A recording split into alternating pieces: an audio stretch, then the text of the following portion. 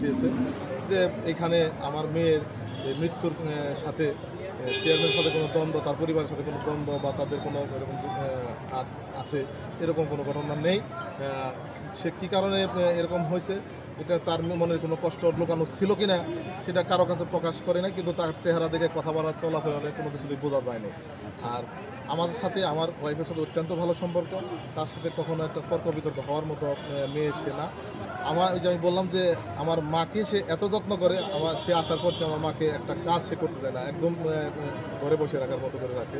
এবং আমার এই যে আমি কাপড় পরি, আমার পাঞ্জাবিগুলো ধুয়ে সে নিজে ইস্তারি করে রেখে দেয়, একদিনের বেশি আমাকে কোনো কাপড় পরতে দেয় না, এত যত্ন করে।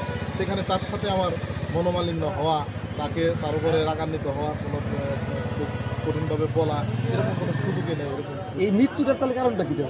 এই মৃত্যুটার কারণ আমি তো এটা সঠিক কোনো কিছু আমি খুঁজে পাচ্ছি না।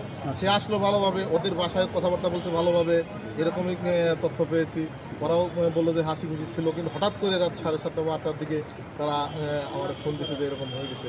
তো ওরা ও খুব সহজ সরল মেয়ে পলি, ও তো এরকম। পলিটা কি? পলি হলো ওই রত্না পলি, আপন চাচাতো। ওই বাসায় কি ছিলেন কালকে? না, আমি ওই বাসায় ছিলাম না, আমি ছিলাম বাড়িতে। ওই যখন ফোন দিছে, ফোন দেওয়ার পরে আমি সিএনজি নিয়ে চলে আসছি, আইসা ওকে নিয়ে হসপিটালে।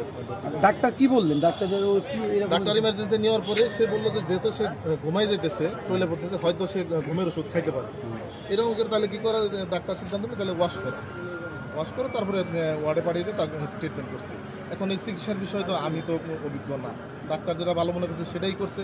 আমরা ডাক্তারের সিদ্ধান্তকে প্রাধান্য দিচ্ছি। সর্বশেষ ডাক্তার যে রিপোর্ট লিখছে সেখানেও সে সুনির্দিষ্টভাবে সে পয়জন খেয়েছে, বা কি পয়জনিক কোনো কিছু হইতে পারে, কিন্তু কী খেয়েছে বা কী করছে এই বিষয়ে তারা সঠিক কোনো দিতে পারে না।